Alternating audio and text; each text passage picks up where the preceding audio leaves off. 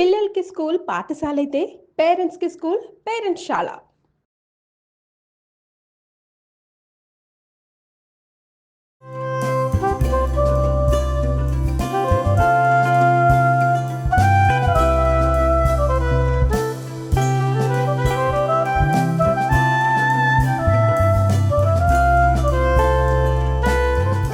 నమస్తే రమగారు. నమస్తే జయ. రమగారు, మనం శ్రావణ శుక్రవారం అమ్మవారికి చక్కగా నైవేద్యాలు చేసుకుంటాం. అసలు ఎలాంటి నైవేద్యం పెడతామండి?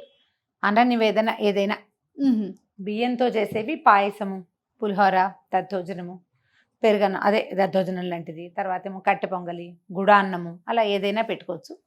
ప్రధానంగా ఏంటంటే లక్ష్మీదేవికి శనగపప్పుతో చేసిన వస్తువులు చాలా ఇష్టం అని చెప్తారు.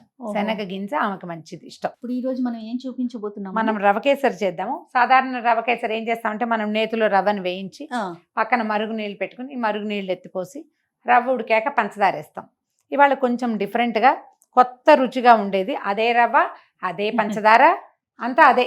తప్పకుండా చిన్న మార్పుతోటి మనం ఏం చేద్దామంటే ఏం కప్పుతో వండదలుచుకున్నామో ఒక చిన్న గ్లాస్ అనుకోండి, చిన్న గ్లాస్ రవ్వ, ఆ చిన్న గ్లాస్ రవ్వని ఒక చిన్న గ్లాసు పాలతోటి నానబెట్టండి. ఎంతసేపు నానబెట్టారండి? ఒక గంట అయింది, 30 గంట అయింది. 1 అవర్ పాలు పీల్చేసేదాకా ఇంచుమించుగా రవ్వ అంతా నానిపోయింది. ఇవి హోల్ మిల్క్ కనుక అయితే ఎక్కువ రుచిగా ఉంటుంది. దీని సింపుల్ కొలత: ఒక గ్లాస్ రవ్వ, గ్లాస్ పాలు, గ్లాసు నెయ్యి. నెయ్యి కూడా గ్లాస్ పడుతుంది, కానీ నెయ్యి అంతా బయటకు వస్తుంది. ఆ ఉన్న నేతితోటే ఇది రుచిగా ఉంటుంది. అయితే పంచదార మనం గ్లాసుకు జనరల్గా ఒక గ్లాస్ వేస్తారు, కానీ సరిపోదు, తీయగా ఉండదు, కొంచెం కమ్మగా మాత్రమే ఉంటుంది. తీపి ఉండాలంటే 1.5 నుంచి 1.5 వరకు వేసుకోవచ్చు, ఇంకేం లేదంతే. నీళ్లు 1కి 4 వేసుకోవాలి. దీనికి ఆల్రెడీ ఒక పాలు పోసాం కదా, 4 నీళ్లు పోస్తాం అన్నమాట. ఇది ఉడకాలి కదా ఇదంతా. సో మొదట ఏం చేద్దామంటే, మొట్టమొదట రవ కేసరి అనుకోగానే కప్పు రవ్వని కప్పు పాలల్లో నానబెట్టి పక్కన పెట్టండి. మీరు మిగిలిన పనులు చేసుకునే లోపల ఒక గంటలో ఇది గట్టిగా తోడినట్టు. అంటే ఈ రవ్వ తడి మీద నిదానంగా పాలల్లో ఊరిపోయి మొత్తం పీల్చేస్తుంది. కొంచెం మందపాటి మూకుడు మాత్రం తీసుకోండి. మన ప్రెషర్ ప్యాన్ ఉంటుంది, కుక్కర్, అలాంటిది తీసుకుంటే మీకు అడుగు మందంగా ఉంటే మాడకుండా బాగా వస్తుంది. మరి పెద్ద స్టవ్ ఎక్కువ ఫ్లేమ్ ఉంటే పెట్టుకోవద్దు, మాడుతుంది. చిన్నదాని మీద పెట్టుకుంటే మంచిది. అందుకని ఇటు తిప్పేసాం కదా, కొద్దిగా నెయ్యేసి కొంచెం జీడిపప్పులు, కిస్మిస్లు, మీరు కావాలనుకుంటే బాదం పప్పులు 1 గంట నాననిచ్చి చెక్కు తీసేసి తోలు వెళ్ళటం సన్నగా చీల్ చేసి అవి కూడా వేసుకోవచ్చు. మొత్తం వేసేనా రమ్మగారు? వేసేయమ్మా. జీడిపప్పులు, కాసిన కిస్మిస్లు, మీరు ఏవి కావాలంటే అవి వేసుకోవచ్చు, ఏవంటే అవి కొద్దిగా వేయించేసి. మీరు చేస్తారండి? ఎప్పుడు చేస్తారు?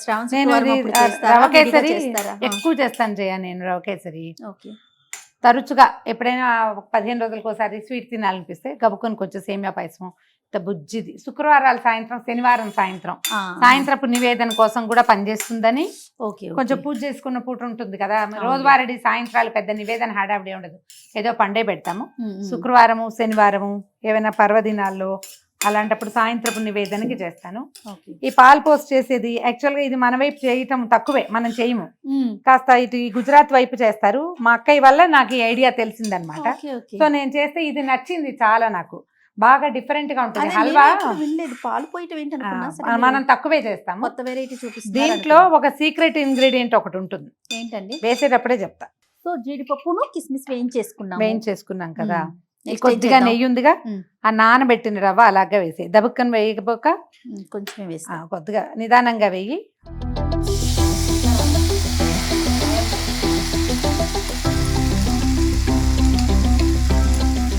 ఇప్పుడు అడుగంటకుండా గరిటె కదిలిస్తూ వేయించాలి.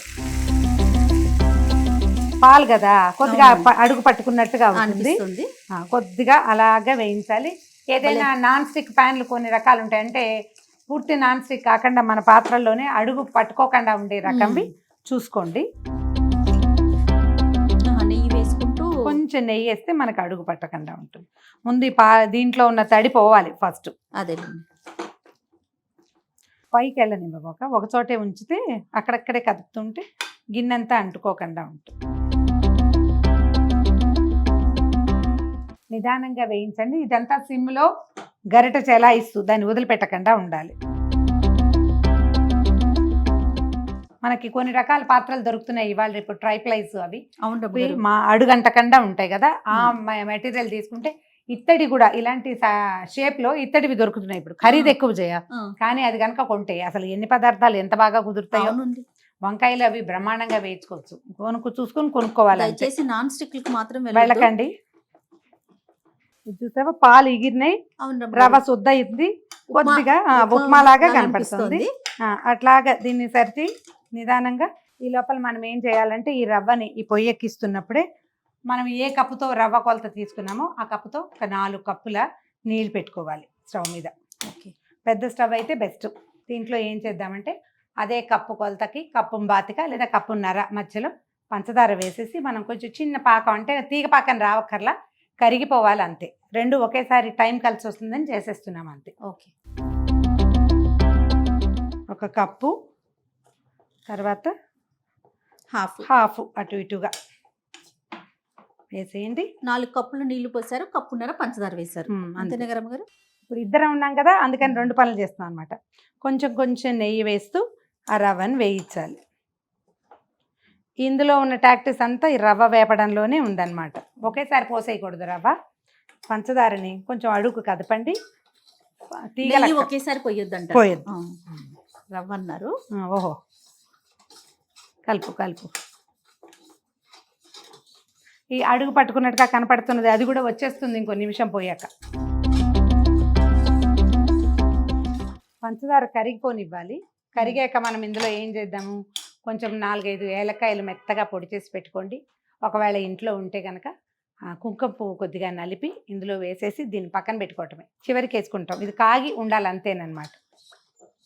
త్వరగానే అయిపోతుంది కదా రమ్మగారు? అవుతుంది. ఇది ఎక్కువ పెట్టుకోకర్లేదు జయ, చిన్న గ్లాసు సరిపోతుంది మనకి. ఇంత అవుతుంది అది. నీళ్లు బోల్డ్ ఉన్నాయి చూడు, అవును, అది లూజ్గా వస్తుంది. నువ్వు తిప్పాలి అంతే దాని సంగతి. నువ్వు ఇలా టంగు ముద్దను చూసావా, ఈ ముద్ద ఎలా పలచబడింది అనిపిస్తుంది నీకు. అలా అవుతుంది. ఇందులో ఉన్న ప్రాసెస్ అంతా రెక్కసత్తు కొద్దీ తిప్పటమే అంతే. ఇప్పుడు ఏం చేస్తున్నామంటే ఇందులో మనం ఒక 2 స్పూన్లు, అంతకంటే వద్దు, ఒక గ్లాసుకి అంత గ్లాస్ అయితే 2 స్పూన్లు, చిన్న గ్లాస్ కాబట్టి 2 కూడా వద్దు, కొంచెం తగ్గిద్దాం. శనగపిండి. దీనివల్ల ఏంటంటే భలే బైండింగ్ వస్తుంది నాకు. దీన్ని ఈ రవ్వతో పాటు వేయించేద్దాం. దాని పచ్చి పోవాలి, వేగిపోతుంది. దానివల్ల ఏంటంటే ఇప్పుడు ఇది రవ్వ మామూలు రవ్వ కేసరిలాగా శుద్ధ టంగు రాదు. ఇది గింజలన్నీ ఇప్పుడు ఇందులో రవ్వ దాణా ఉంది కదా, ఒక్కొక్క కణం, అవి ఇట్లా బాగా పువ్వుల్లాగా విచ్చుకుంటే రాలిపోతుంది. అది రాలకుండా ఉండడానికి మనం ఈ శనగపిండి వేసుకుంటాం అనమాట. కొద్దిగా మీకు ఇట్లా ఈ కనపడుతుంది చూడు, ఈ మాత్రం ఏం పర్వాలే, మనం నీళ్లు పోయంగానే ఆటోమేటిక్గా ఇది వచ్చేస్తుంది. ఇంకొద్దిగా నెయ్యి ఉంది కదా, ఈ కాస్త నెయ్యి కూడా వేసేద్దాం. నెయ్యి వేసి వేయించండి. ఇది మీరు ఎంత బాగా వేయిస్తే అది అంత బాగా రుచిగా వస్తుంది అనమాట. కప్పుకి కప్పు నిర్మోహమాటంగా వేసేయండి, దాన్ని మాత్రం మానేయద్దు. ఒకవేళ ఎంత నెయ్యి పోయలేమనుకుంటే ఒక చిన్న చీటింగ్ ఏం చేయొచ్చు అంటే హాఫ్ మీరు సన్ఫ్లవర్ ఆయిల్ వేసుకుని, రిఫైండ్ ఆయిల్ వేసుకుని మిగిలిన సగం నెయ్యి వేసుకోవచ్చు. మాతో ఎందుకు చేయించలేదు చీటింగ్ అని అడుగుతుంది ఇప్పుడు జయ. నేను అడగనండి, నేను అడుగుతుంది రమ్మగారు. వేయగలిగితే నెయ్యి బాగుంటుంది. అమ్మవారికి పెట్టేది కదా, అందుకని బుజ్జి గ్లాస్ తోటే చేసుకుందాం. స్టవ్ ఆఫ్ చేశారు? ఆపేసా. ఇందులో ఏం చేశాను, నీళ్లు ఇది పంచదార బాగా కరగనిచ్చి ఇందులో కొంచెం ఏలక పొడేసాను, తర్వాత ఏమో కుంకుమ పువ్వు వేసాను. ఏదైనా ఫుడ్ కలర్ వేసుకోదలుచుకుంటే చీమ తలకాయ ఎంత అంటే ఎంత కొంచెం అది వేసుకోదలుచుకుంటే అని చెప్పాను. మీరు వద్దనుకుంటే మానేయచ్చు. ఇదిగో చూడండి ఎంత లూజ్గా ఎలా వచ్చిందో చూడండి, చక్కగా వచ్చేసింది. ఇంకా వస్తుంది, అప్పుడే కేసరి ఫ్లేవర్ వచ్చేసింది, వాసన వస్తుంది. దీనివల్ల కాదు వాసన వస్తుంది మనకి, కుంకుమ పువ్వు, ఏలకలు కుంకుమ పువ్వు వల్ల వాసన వస్తుంది. ఇది కొంచెం పెద్ద పని, మనకు అలవాట్లేంది, కానీ చాలా కొత్తగా రుచిగా ఉంటుంది. ట్రై చేసి చూడండి, ఎప్పుడైనా ఒకసారి చేసుకోవచ్చు. ఎప్పుడు రొటీన్గా కాకుండా కాస్త కొత్తగా. ఇది వరకు అసలు పంచదార పాకంలో రవ్వ పోసేసేవాళ్ళు, వేయించటాలు గీయించటాలు కూడా చేసేవాళ్ళు కదా. రవ్వ కేసరి అంటే 5 నిమిషాల పని. ఉప్మా కంటే సింపుల్గా ఉండేది. మనమే వేపుళ్ళు అవి పెట్టి ఇంకా రుచిగా ఇంకా బాగుండేలాగా చేసుకుంటున్నాము. ఇది ఇంకా కొత్తగా ఉంటుంది. వేగింది చూడు, వాసన వస్తుంది కదా. అవునండి. శనగపిండిని కొంచెం చక్కగా వేగేలాగా, లేకపోతే పచ్చివాసన వచ్చి రుచి పోతుంది. ఓకే.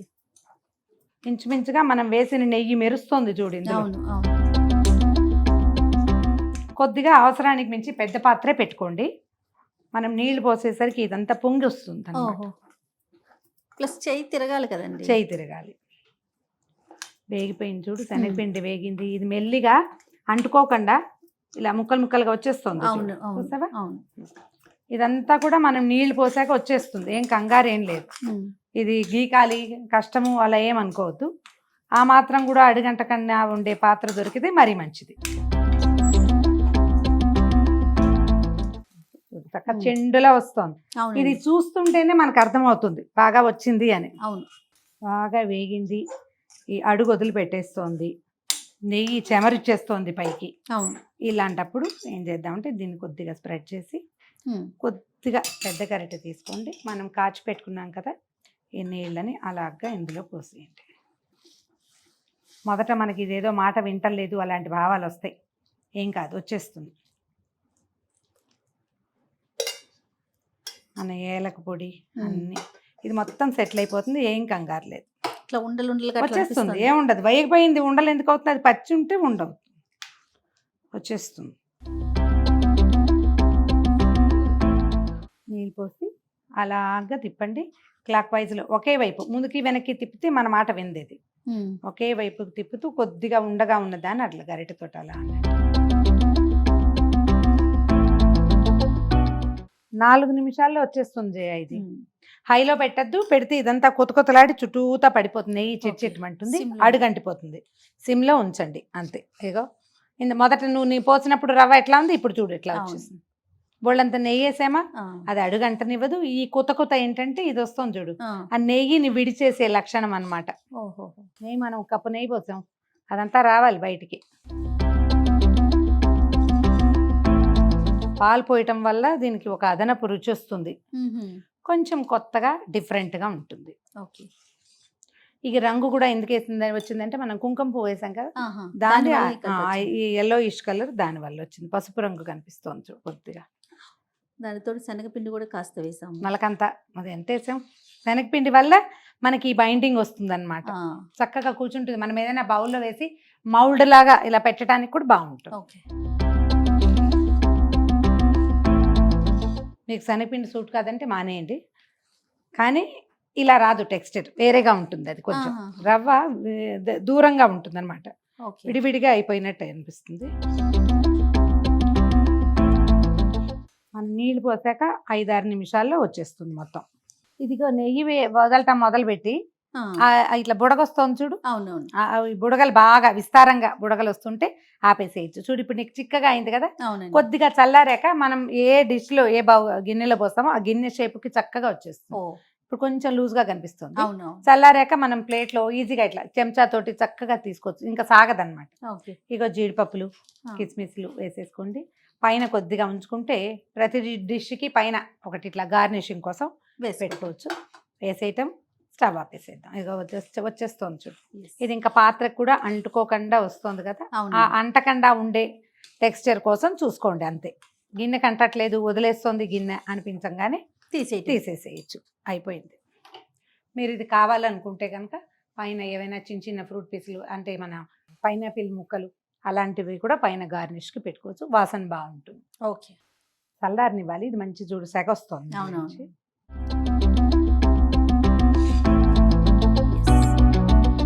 తిప్పకపోతే నీకు ఇది అడుగండే ప్రమాదం ఎక్కువ దీనికి, ఎందుకంటే ఇందులో పాలు ఉన్నాయి కాబట్టి. పాలకు ఆ గుణం ఉంటుంది కదా. చూడు, ఒక చిన్న కప్పు పెట్టామా అంటే మన జనరల్ కప్స్ లో కప్పు కొలత ఉంటుందా, కప్పు కొలతలో 1/2 కప్పు తీసుకున్నాం మనం. ఈ కప్పు రవ్వ ఎంత అయిందో చూడు, ఇంత వచ్చింది. సో శ్రావణ శుక్రవారం రోజు మనం చేసుకునే రకరకాల నైవేద్యాల్లో ఈసారి ఇలా కొత్తగా కూడా ట్రై చేయొచ్చు. ఏమంటారు అమ్మగారు?